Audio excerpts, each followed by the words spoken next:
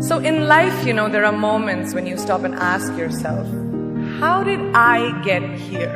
Like, why am I standing here? Well, this is definitely one of those moments for me. And I find myself going back to the beginning, back to my roots.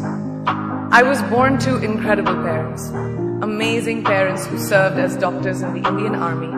I was the firstborn. And as far back as I can remember, I made my parents very proud and happy 99% of the time. Okay, slight exaggerations of personal achievements are allowed from time to time, don't you think? My brother was born a few years later, and even then, nothing changed for me. We were both given equal opportunities, and I want to emphasize this. I want to really emphasize this for you because I don't think a lot of people might understand that being equal might seem very normal. But where I come from, India, and a lot of developing countries around the world, more often than not, this is an exception. It's actually a privilege. My first experience of the glaring disparity between boys and girls came at a very, very young age. I grew up in a middle-class family with extremely philanthropic parents who constantly reminded me and my brother how lucky we were and how giving back to those who were less fortunate was not a choice. It was a way of life. Simple. I was 7 or 8 years old when my parents started taking me on these visits in a traveling clinic to developing communities around and villages around the city that we lived in called Bareilly. We were packed into this ambulance and my parents would provide free medical care to people who couldn't afford it. My job at the age of 8 was assistant pharmacist. So I would count all the medicines, put them in an envelope and give it out to patients, and I really took my job very seriously. Very seriously. But the more I went on these expeditions, the more I began to notice the simplest things that distinguished a boy from a girl or a man from a woman.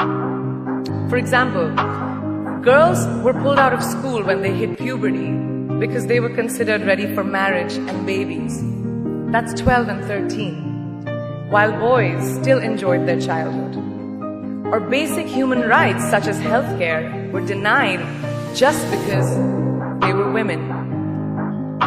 Let's call this whole experience trigger number 1 for me. Fast forward a few years and many, many triggers in between. Like a producer-director, for example, early on in my career, I must have been about 18 or 19, telling me that if I didn't agree to the ridiculous terms or painfully low salary in his movie, that he would just replace me. Because girls are replaceable in the entertainment business. That was a memorable one. Made me decide to make myself irreplaceable. But I think what really moved the needle for me and ultimately led me to create the Priyanka Chopra Foundation for Health and Education, and around the same time partner with UNICEF, was an encounter with my housekeeper's daughter. About 12 years ago, I came home from set early one day and she was sitting in my library reading a book. And she must have been 8 or 9 years old, and I knew she loved reading. So I asked her, I was like, it's a weekday, why aren't you in school? And she said, oh, I don't go to school anymore. So I went and asked her mother, and I said, why isn't she in school? And her mom said that her family couldn't afford to send her and her brothers to school, so they chose the boys. The reason? She would eventually get married and it would be a waste of money. I was completely blown. And it shook me to my core. Eventually, I decided to cover the cost of her education so that she could continue to learn, because education is a basic human right.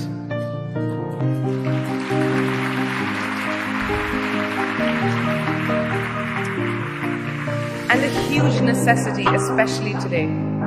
From that point on, I was determined to make a difference in as many children's lives as I could, in whatever big or small way that I could contribute.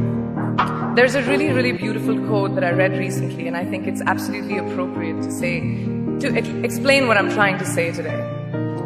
The hand that rocks the cradle, the procreator, the mother of tomorrow, a woman shapes the destiny of civilization. Such is the tragic irony of fate that a beautiful creation such as a girl child is today one of the gravest concerns facing humanity. Girls have the power to change the world. It is a fact, and yet today, girls are more likely than boys never to set foot in a classroom, despite of all the efforts and progress made over the last 2 decades. I'm just going to give you a stat, more than 15 million girls of primary school age will never learn how to read or write compared to 10 million boys. Primary school, it's the beginning of our future.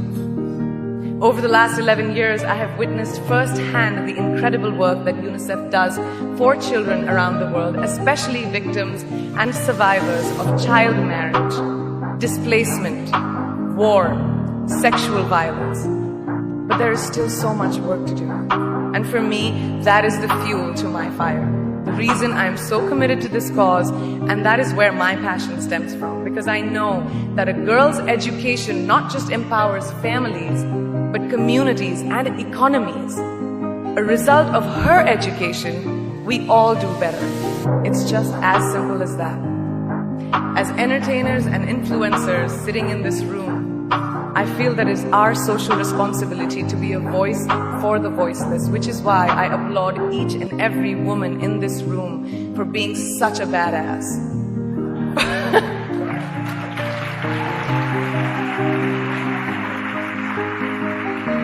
For using your platform and your voice to contribute to change, and for ensuring that there is not even one lost generation as long as we are alive.